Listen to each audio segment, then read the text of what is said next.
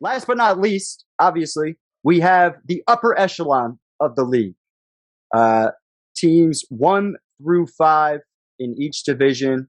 And I brought this up earlier, but putting him next to Chris Paul and sliding him into that DeAndre Ayton spot, I think does wonders for this Suns team and makes them infinitely better than what they already are, which is saying something because they are clicking on.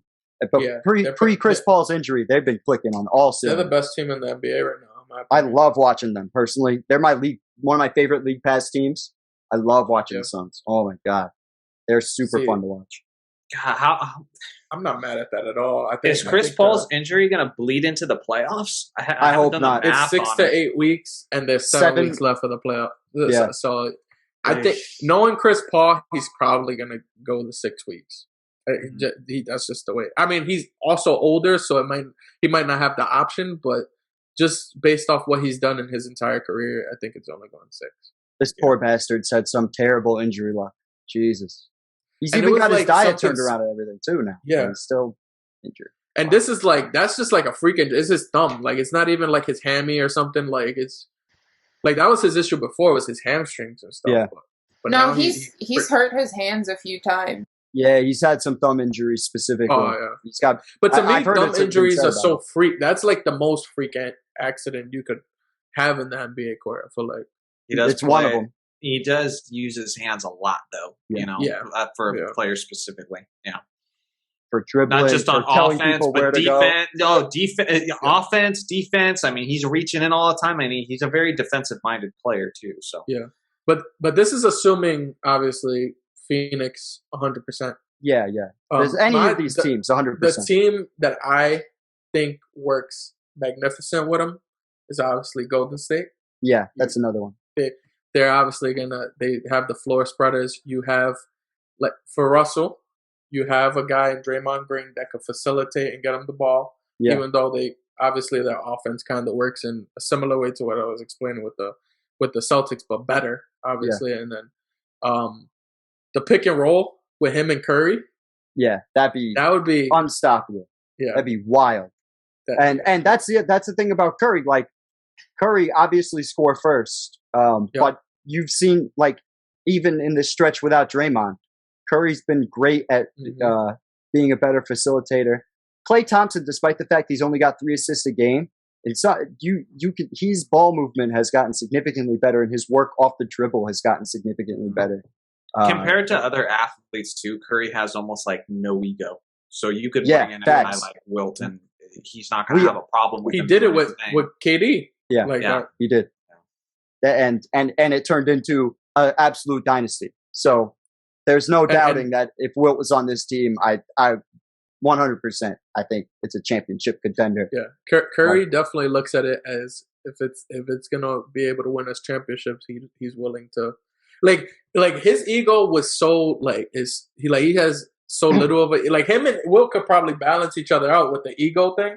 Like, Will has such a high ego, and because Curry was the first year KD came to the Warriors, they had such an issue. Like, he was giving it to KD too much, and that was the issue. You know, like, Will ain't gonna have a problem with that. He's gonna be happy as hell. Like, let's do it. This with your hockey assist stuff that you were talking about with the Celtics, this team literally multiple times every single game has passes from all of them that'll make your fucking head spin. Yeah. And putting Will on this team, I worry less about the shot attempts and stuff than I did with Boston, just because I feel like I genuinely feel like the two offenses of the Warriors and Steve Kerr's mix of the triangle and the swing motion from the Spurs and from Popovich rather and Phil Jackson, I feel like that is a recipe for some serious great shit to happen, where these guys are all going to be able to get a decent amount of shots up. It'll be relatively equal opportunity. The only ego battle that I have a concern with on this team, if you put him here, is him and Draymond. Interesting. Because Draymond acts more like a coach than the actual coach sometimes. And how is Wilt going to handle a dude telling him how to play all the time? Because you can tell at times it pissed Katie off, you know, that they had issues for sure. So, I mean, and if it is a huge issue, they'll just trade Draymond and still win the championship. So there's no way they're trading Draymond. Nah, I'm not with that. If they come to blows in the locker room, you never know. That's hilarious because somebody I know is in the comment section is going to say, you had an issue with them saying that they're going to trade Draymond, but not Anthony Davis. One's actually proving themselves, you know? Availability. He can't have an impact if he's not out on the court. God, it's so bad right now. What about this new look Chicago team? With Levine, DeRozan. I mean, I know Vooch is here, but this is another guy who he shoots threes. He would be a lumbering 4, but he has played the 4. Like he's done center, power forward, he's got a history of doing it. I think he would do well on this team as well. I just don't know. There's too much. I feel like it'll be a little clunky, but there's not enough ball to go around. I feel like that would be the main thing. I feel like it'd be ruining a lot of what Chicago's already got going for him. I mean, from a talent standpoint, obviously they'd still be really good, but like the Warriors, if you put them on the Warriors, they don't have to play the way the Warriors typically play, and they could still win. Yeah. Like with the Warriors, they could literally just become the inside-outside, you know, Dwight Howard Magic, and they probably still win the championship. They don't have to make all those hockey assist passes, just inside, outside. With this team, you know, there's so many different pieces. DeMar DeRozan's having an awesome year, but I mean, he's being allowed to do his thing and kind of take the lead on that, and Wilt would definitely mess with that. I don't know. Like you said, clunky, maybe a little too clunky. Yeah. Wilt and Ja, that would be like highlights. So I have the Grizzlies up right now. Ja Morant, for whatever it's worth, we haven't talked too much current basketball on the podcast for this season, but Ja Morant's my new favorite player in the league. Like he's easily one of my 5 favorite guys to watch. Another league pass legend.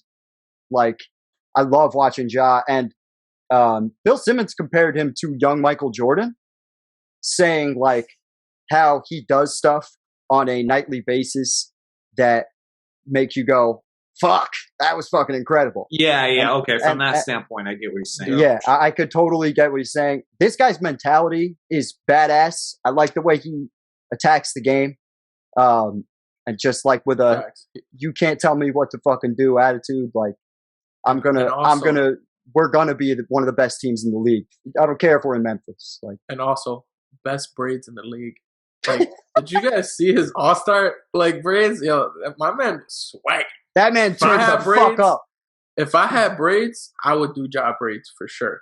That boy got shit faced. Might not look the same on the way to Cleveland. I'm doing it.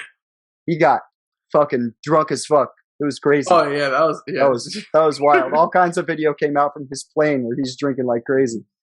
Good for him, man. But another team that we've mentioned here that doesn't have a obvious center. They have Steven Adams, but it would be fine if Steven Adams didn't start. I don't think he'd be butthurt. I don't think he'd be butthurt about it. Doesn't seem like that type of guy.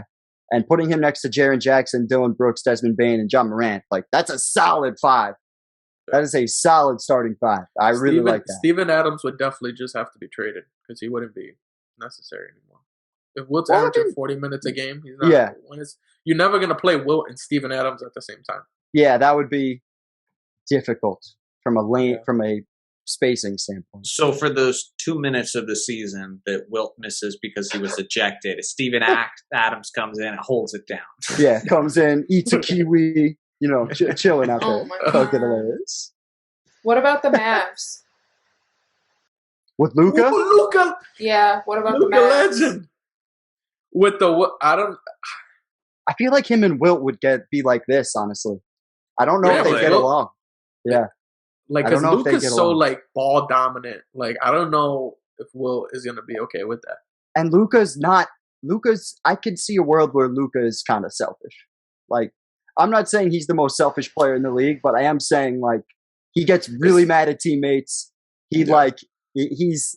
And I don't know how Wilt handles that. That was kind of my worry with Chris Paul. I didn't mention it, but it's the same similar thing with Chris Paul. Chris Paul is kind of like a drill sergeant. That's why all those young kids work with Chris Paul, is because they hold him to such reverence and the whole kind of like, you know.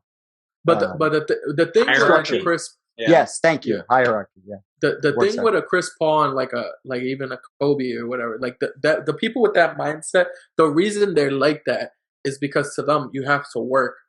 Like if you're not working hard, they're gonna hold you accountable.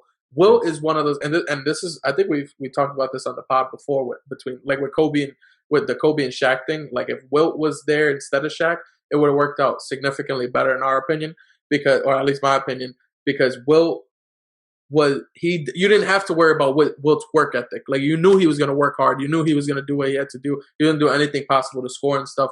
And I feel like that is something Chris Paul would appreciate. Yeah, there is this small circle of people that do say that Wilt Chamberlain, and a lot of them seem like they're the older ones who are actually aware of, watching and such. But they say that like Wilt Chamberlain was almost kind of like a Randy Moss type player, to where like if he wasn't feeling it, he wouldn't always go out there and give it 100%. Now I could absolutely see that. Yeah, I mean, I can from a certain, but like when you're putting up 50 rebounds, 50 points and 25 rebounds, like what does that even look like? A 40-point night? Like, well, yeah, but he was motivated. To make sense of that. He was absolutely motivated as fuck during this particular year. I feel like that. So maybe that's later part. There's, because I could see older, chunkier Wilt Chamberlain, like definitely taking his foot off the gas. I could once he's in Hollywood and he's just thinking more about his Conan movie than maybe basketball. Yeah, and the 10 women that are in his bedroom waiting for him to get there. I feel like absolutely it would be something where basketball probably becomes second place to vagina. Like, but the first like 7-8 years in his career, I'm thinking Wilt is probably working pretty hard. But and also similar to Johnny's point, like think about and actually to both your points, when you're going up against guys who, when you're up here from an athleticism standpoint and you're consistently going against guys that might be down here, what is not trying so hard? Like what is that? Like right, Johnny? When you're going against, guys who are much less athletic than you, like not every single guy was. No, it's fine, Russ. We heard what you said. It's fine. Yeah. It's like when I'm going against my nephew who's 13. That's not what I said. I did not say that. Oh my God. How big is your nephew, though? Is he as tall as you? He's like 5'6". I'm like only because here's the thing. I will give you athleticism argument all day because I can't objectively prove you wrong. I can't. Yeah. And so I'm like, okay, I can respect your opinion. But if you said, he was going up against 6'5" centers, dude, we have the receipts, okay? Yeah, the average size of a center back then was 6'10". I'll fight you on size. It's 6'10" plumbers. Were they not big plumbers? Have you ever taken apart a toilet? Have you ever fucking taken apart a toilet? It is hard work. Excuse me, Mr. Brown. This is clear. Sinks and freaking changing steps in people's houses and carpenters and all this stuff. Like you were playing. These people had actual full-time jobs. You know who else did that? Hold up. You've made it so clear that you still live with mommy and daddy, okay? Because if you had ever called a plumber on your own, you would know that they're not freaking 6'10". They don't look like Nate Thurmond or Bill Russell or Walt Bellamy. Those dudes aren't plumbers typically, okay? They'll have other jobs. Maybe not a plumber, but like a freaking some type of repairman. Oh my God! Think about it. Like they don't need ladders. They don't need ladders. Yeah, he's working in retail. He can reach the high shelves. Okay? Yeah, there you go. But he's not a plumber. All right, so changing light bulbs and stuff. So we got so let's go Dubs. Are we happy with the Dubs? Yeah, I'm Dubs. Yeah, I mean, this is they're dominating. They could play 5 different styles of basketball and they'll dominate each other. Now I go back to the 5 games. Yeah, any 4. team. Yeah, 4. They're sweeping. No, I feel good about that. The Phoenix Suns are like a pretty good team. I think they'll at least win a game. DeAndre Ayton is getting fucking 45 and 15 on his face. Oh yeah, I know that for sure. Absolutely. Fucked. And Chris Paul, like Stephen Curry is his kryptonite. So like That's a fact. That's a recipe for disaster. Yeah, but I'm giving them 1 game. No series is going more than 5. That's a fact. For sure.